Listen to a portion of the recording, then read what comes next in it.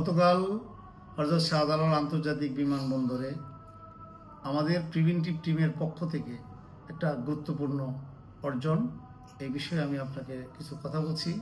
সেটা হলো যে আমাদের একজন সিপাই এবং তার অন্যান্য সহযোগীদেরকে নিয়ে একজন যাত্রী গ্রিন চ্যানেল অতিক্রম করার পরে তাকে দেখতে পাচ্ছেন যে, যেটা আপনারা ভিডিওতে দেখবেন, যে তার মুখের মধ্যে নাক সহ পুরা মুখের মধ্যে ব্যান্ডেজ করা, কৃত্রিম ব্যান্ডেজ, এবং তার মুখোশ পরা ছিল, যে মাস্ক পরা ছিল। এই অবস্থার মধ্যে সে হুইল চেয়ার ব্যবহার করছে। হুইল চেয়ার ব্যবহার করে সে গ্রিন চ্যানেল পাড়িয়ে চলে যাচ্ছিল, অসুস্থ রোগীর মতো মনে করে। তো সাধারণত আমরা এয়ারপোর্টের মধ্যে যখন কোনো অসুস্থ রোগী দেখি, তখন তাদেরকে একটু কনসিডারেশনের দৃষ্টিতে দেখে ওনাদেরকে আমরা আলাদাভাবে তড়িৎ গতিতে গ্রিন চ্যানেলের কার্যক্রম সম্পন্ন করে দেওয়ার চেষ্টা করি, বা তার পণ্যটা কম বেশি স্ক্যানিং করি। কিন্তু আমাদের যে সেই চৌকুশ সিপাহী জনাব সজীব চৌধুরী, সে অত্যন্ত বিচক্ষণতার পরিচয় দিয়েছে। উনি তাকে, আর এই যে যাত্রী জনাব নজরুল, সে কিন্তু ইন্ডিয়ান নাগরিক এবং প্রায়ই আমাদের দেশে গড়ে প্রতি মাসে প্রায় 15 বার, মানে একদিন গ্যাপ দিলেও পরের দিন আবার চলে আসে, এভাবে নিয়মিত যাত্রী। তো তাকে হয়তো চিনে ফেলবে, এই চিনার কারণে সে তার মুখোশকে ঢেকে এইভাবে আসার চেষ্টা করছে।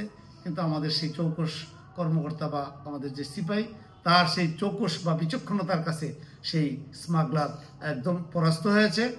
তো সে তাকে বলছে যে একটু প্লিজ আপনি থামুন। তাকে থামিয়ে তার বডি তল্লাশি করে বডির বিভিন্ন স্থানে, এটা আগেও করে ইন্ডিয়ান যাত্রীরা, তাদের প্যান্টের বা পায়জামার চারোদিক দিয়ে এই লিকার লুকিয়ে রাখে, পায়ের মধ্যে বেঁধে রাখে, বিভিন্ন কৌশলে তারা এই লিকারগুলো আনে। আর তাদের যে সাধারণত অন্যান্য ব্যাগ, এই ব্যাগগুলোর মধ্যে থাকে কসমেটিক্স, মোবাইল। তো তার বডিতে পাওয়া গেছে যে মোবাইল 3টি এবং 4 লিটার মানে লিকার, আর কিছু 20 কেজির মতো কসমেটিক্স, 7টা 3 পিস এবং 5টা লুঙ্গি। তো মূলত এখানে অনেক বড় কনসাইনমেন্ট না, কিন্তু তার যে কৌশল, এই কৌশলটা মানে আমার মনে হয় যে সবাইকে, আমাদেরকে হতবাক করে দিয়েছে, যে কত রকমের কলা কৌশল। একটা আপনারা দেখতে পাচ্ছেন যে তার নাকের মধ্যে যে আটকানো, মনে হয় যে একদমই তার জীবন যায় যায় অবস্থা, কিন্তু যখন তাকে দাঁড় করানো হইলো তখন কিন্তু সে পূর্ণ সুস্থ একজন মানুষ। তো সম্মানিত দেশবাসী, বা আমি আপনাদেরকে উদ্দেশ্য করে বলবো যে এইভাবে যদি এই যাত্রীরা এই স্মাগলিং আকারে স্মাগলারকে স্মাগলিং করে, তো এটা আমাদের জন্য বড় ক্ষতিকর। এজন্য আমরা সর্বদা সচেষ্ট। আর আমরা বিশেষ করে আমাদের মূল প্রবলেমটা হয় কোথায়, এই সমস্ত যাত্রী আমরা তো আসলে ধারণা করতে পারি না যে উনি কি অসুস্থ, রিয়েল না। এখন তাকে হয়তো আমরা ধারণা করতে পারছি বা তার মুখোশটা খুলে ফেলছি।